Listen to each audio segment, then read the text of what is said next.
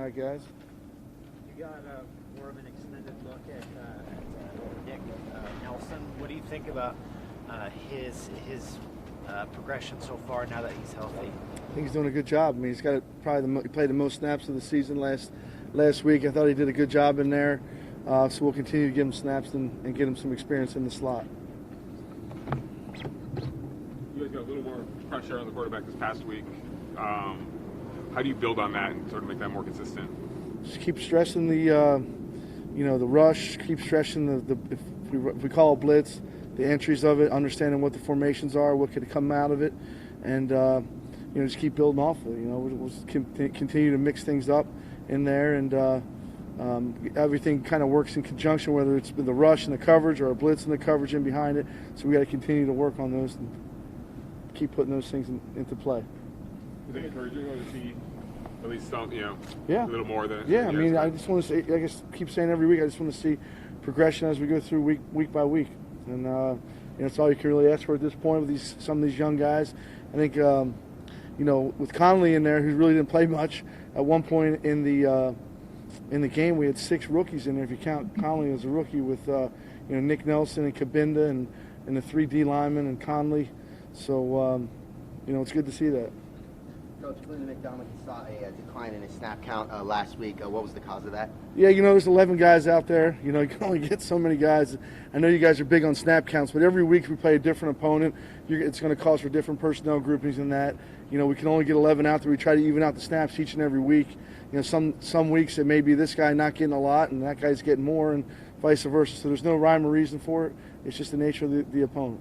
Also, Rashawn Melvin, he joined the rotation last week. So why was that an appropriate time? Yeah, just like he's earned his right to play. He's done a good job on the practice field. So the more we can keep those guys in there, it's no different than a D lineman. I always say, as long as I've been doing this, people make a big deal about the rotation of the D line. When we rotate the linebackers or the corners or the safeties all the same way. So if we feel like a guy deserves to be in there to play, to see what he can do, we're going to put him in there. We'll just kind of even out the snaps as we go. Did you come away feeling pretty good about the way you played defensively? Like I said, my expectations are high, and from what my vision of what it should look like, I thought we did some really good things. Obviously, the long play, we can't let that get out of there. The one right before half was, the ball shouldn't be been completed based upon the leverage of the coverage. So there's probably less snaps in this game that I was unhappy about than some others. But they're a good offense. They're balanced. We probably should have held them to 10 or 13 points in there, and they got 20 on us. So it's they're tough to defend because they can run the ball. They got a lot of good weapons on the outside, and Phillip can get them in and out of good plays. So you got to mix it up with that guy. Are you looking forward to see a little bit more of Nick Morrow? Yeah, Nick's done good. He's done real good. He's earned his play in there, and when he's got his opportunity, he's done a pretty good job. He had a couple errors in the game the other day, but we got to clean those up. And I like Nick a lot. What challenges present you guys? What you've seen? He's got a good live arm, can throw it down the field. Pretty accurate. He's got good weapons.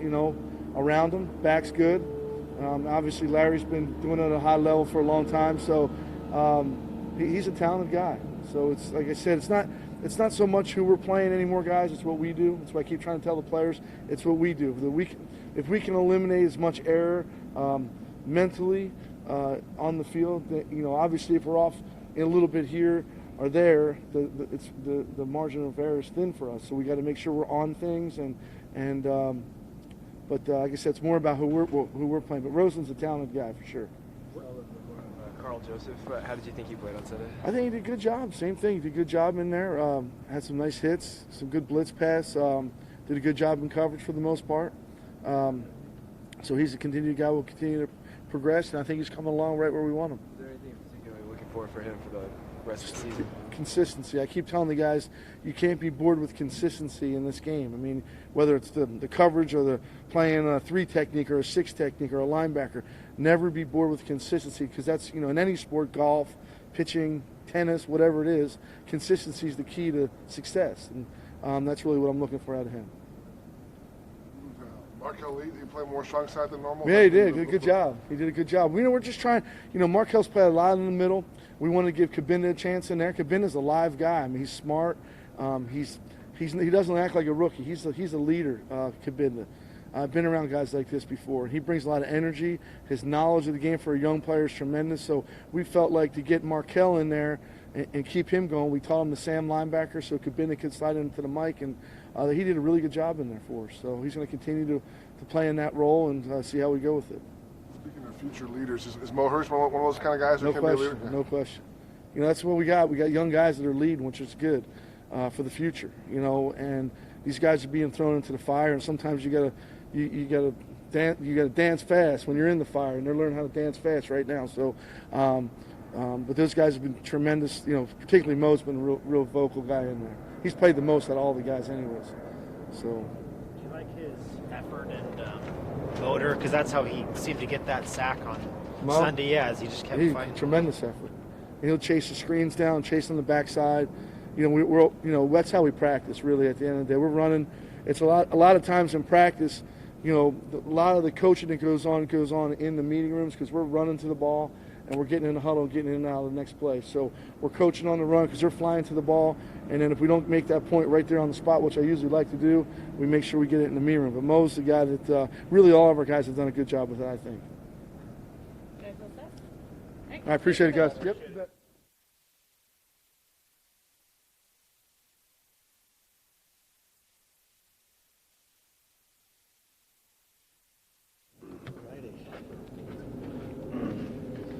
Get started so we can get going. Vic, how we doing? Pretty good. Good. Go back to that 4th and 5 play. I mean, I know Derek says he only had one option, but do you want to see him kind of keep that play alive, or what's your Yeah, I think you always, coach?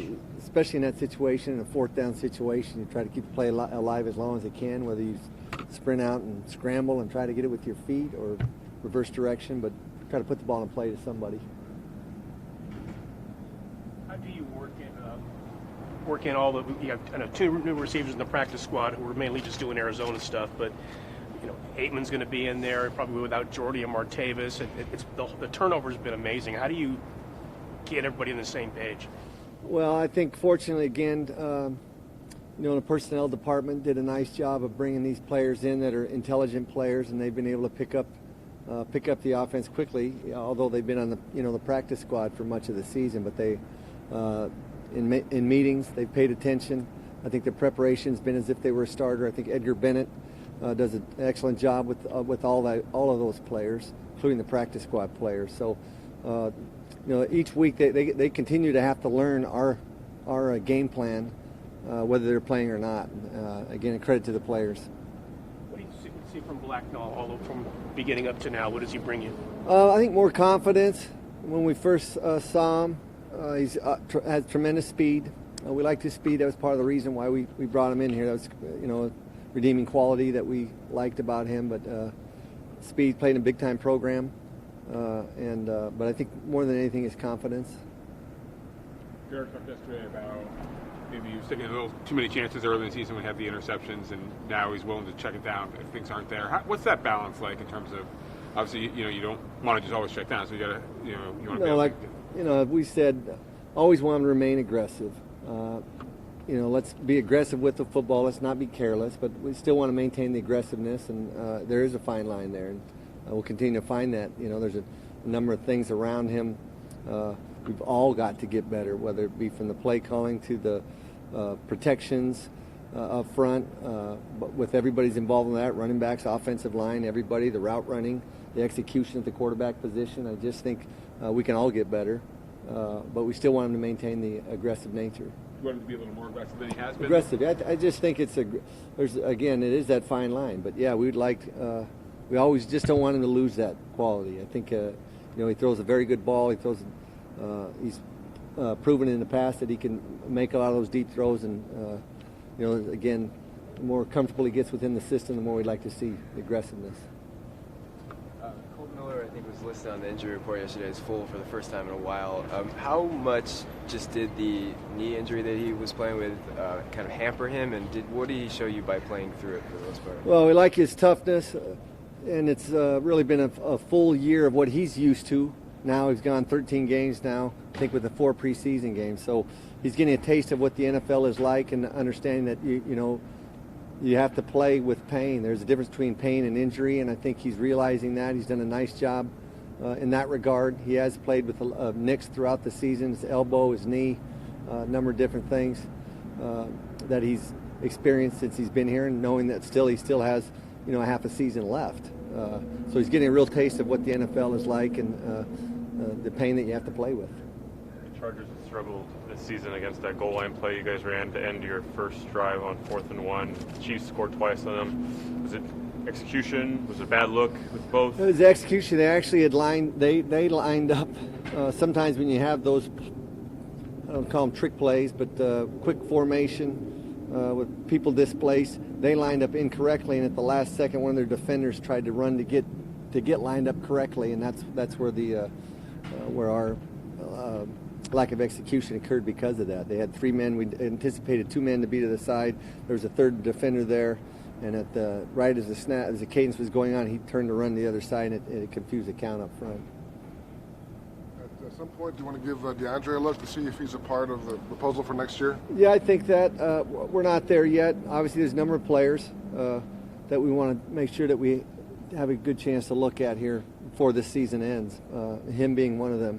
Obviously, as we're looking to move forward. But right now, the focus is on winning this football game this weekend, and certainly have a lot of games left, but we're not there yet. We're in that mindset. What you being a coach is about adjusting to the variables. The smoke has been a variable for about a week now. What's this been like, and what's today going to be like for the team? Well, first of all, our hearts go out to all the people who have lost lives and property, and certainly all the first responders. I think number one, all those people above everybody. For us, we're missing a practice, we're missing the ability to go outside, but for other people, it's changing their lives, or it's changed their lives. So it's very unfortunate. But again, you put things in perspective. Nobody here on this team's lost lives or property, so we're fortunate in that regard. But we always say you've got to be able to adjust, and we'll adjust today. We'll get our walkthrough done indoors, and we'll make the most of it. No practice outdoors today, is that right? That's the plan. Yep. All set, guys? What kind of progress has Aitman made from the guy that we saw in training camp doing all the jump and catch stuff, and then I think when you look at our show team offense that goes against our defense, Marcel has been one of those guys that each week he's still continued to make those plays. So we kind of, when you look at the rest of the players on the practice squad, he's somebody that has shown up every week. So that's been very encouraging for us in terms of Marcel, and he still makes the contested catches. He's getting better as a route runner. Very competitive player, and obviously offers you the size that you're looking for. So he's had a good fall for us in that role on the practice squad, and so we look for big things from him. All right, thank you guys. That's it. Thank you guys. Yep.